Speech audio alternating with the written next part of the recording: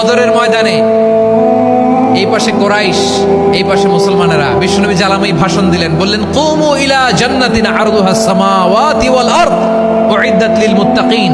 আমার সাহাবারা, ওই জান্নাতের দিকে ছোট, যে জান্নাত আকাশ জমিন বিস্তৃত। তোমরা দেখতে পাচ্ছ এটা বদরের ময়দান না, এটা আল্লাহর জান্নাত। আওয়াজ করে পড়েন আল্লাহু আকবার।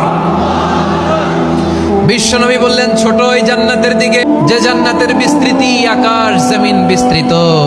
বিশ্বনবীর এই কথা শোনার পরে এক আনসারী সাহাবী সাইয়েদনা উমাইর ইবনুল হুমাম রাদিয়াল্লাহু তাআলা আনহু খেজুর খাচ্ছিলেন।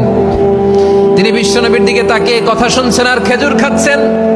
যখন বিশ্বনবী বললেন জান্নাতের দিকে ছোট, যে জান্নাত আকাশ জমিন বিস্তৃত, বিশ্বনবীর কথা শোনা মাত্র সাইয়েদনা উমাইর ইবনুল হুমাম বললেন বাহ বাহ।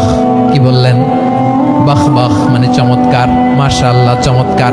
আমরা ইদানিং কালে চমৎকার কিছু দেখলে ইংরেজিতে বলে ফেলি না ওয়াও ওয়াও, বাহ বাহ মাশাআল্লাহ। বিশ্বনবী বললেন মা ইয়াহমিলুকা আলা কওলিকা বাহ বাহ ইয়া উমাইর। ও উমাইর, আমার এই কথা শুনে তুমি কেন বললা বাহ বাহ, চমৎকার চমৎকার কেন বললা? সাইয়েদনা উমাইর ইবনে হুমাম রাদিয়াল্লাহু তাআলা আনহু বললেন ইয়া রাসূলুল্লাহ, আপনার এই কথা শুনে আমি বড্ড খুশি হয়েছি, আর আমি প্রত্যাশা করছি আমি যদি ওই জান্নাতের মালিক হতে পারি তাহলে কতই না ভালো হতো। সুবহানাল্লাহ বলেন। বিশ্বনবী বললেন ছোট ওই জান্নাতের দিকে, যে জান্নাত আকাশ জমিন বিস্তৃত।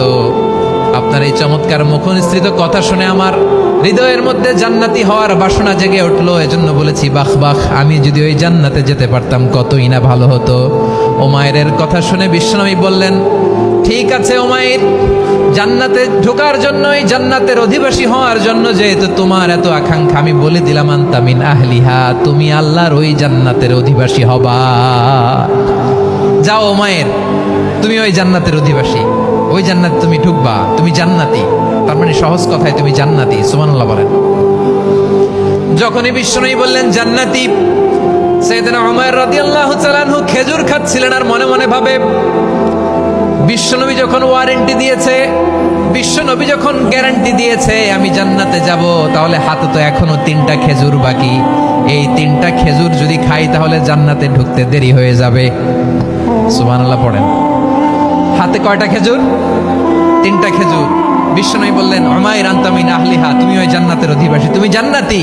উমাইর চিন্তা করলেন আমি জান্নাতি, নবীর মুখ দিয়ে যখন বেরোইছে ওই জান্নাতে তো আমার ঢুকতেই হবে, কিন্তু হাতে 3টা খেজুর খেয়ে যদি জিহাদের ময়দানে যাই তাহলে জান্নাতে যেতে তো দেরি হয়ে যাবে।